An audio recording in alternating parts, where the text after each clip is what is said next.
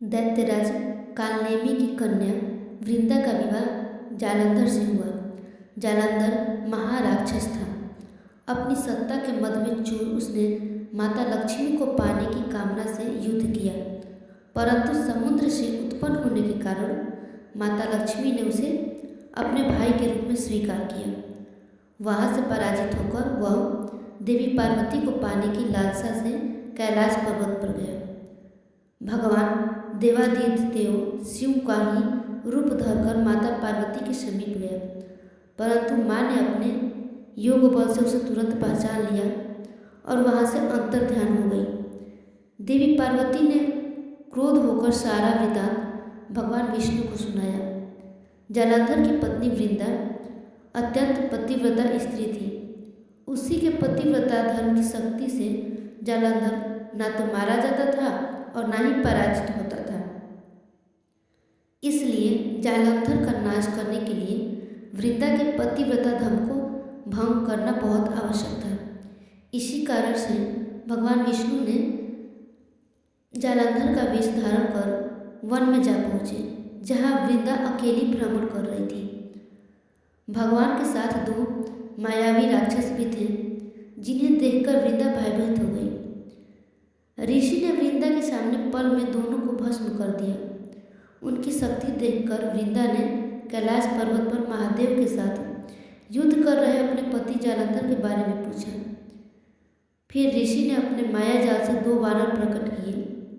एक वानर के हाथ में जालंधर का सिर था और दूसरे हाथ में धड़।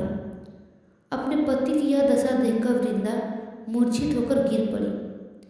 होश में आने पर उन्होंने ऋषि रूपी भगवान से विनती की कि उसके पति को जीवित करें।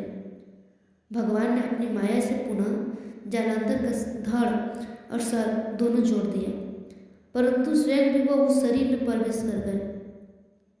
वृंदा को इस छल के बारे में तनिक भी आभास नहीं हुआ। जालंधर बने भगवान के साथ वृंदा पतिव्रता का व्यवहार करने लगी, जिससे उसका सतीव्रत भंग हो गया। ऐसे होते ही वृंदा का पति जालंधर युद्ध में हारा गया और इस सारी लीला का जब वृंदा को पता चला तो उसने क्रोध होकर भगवान विष्णु को हृदयहीन शिला होने का श्राप दे दिया। अपने भक्तों के श्राप को भगवान विष्णु ने स्वीकार किया और शालिग्राम पत्थर बन गए। सृष्टि में संतुलन बनाने की स्थिति हो गई। यह देखकर सभी देवताओं ने वृंदा से प्रार्थना की कि वो भगवान विष्णु से श्राप को मुक्त कर दे। वृंदा ने भगवान विष्णु को श्राप को मुक्त कर और स्वयं आत्मदाह कर लिया। जब वृंदा भस्म हुई तो वहाँ तुलसी का पौधा उगा। भगवान विष्णु ने वृंदा से कहा, हे वृंदा, तुम अपने सतीत्व के कारण मुझे लक्ष्मी से भी अधिक प्रिय हो गई हो। अब तुम तुलसी के रूप में सदा मेरे साथ रहोगी। तब से हर साल कार्तिक महीने के देव उठावनी एकादशी का दिन तुलसी विवाह के रूप में मनाया जाता है। जो मनुष्य भी मेरे शालिग्राम रूप के साथ तुलसी का विवाह करेगा, उसे इस लोक और परलोक में विपुल यश प्राप्त होगा। तब से यह विवाह तुलसी विवाह के रूप में मनाया जाता है।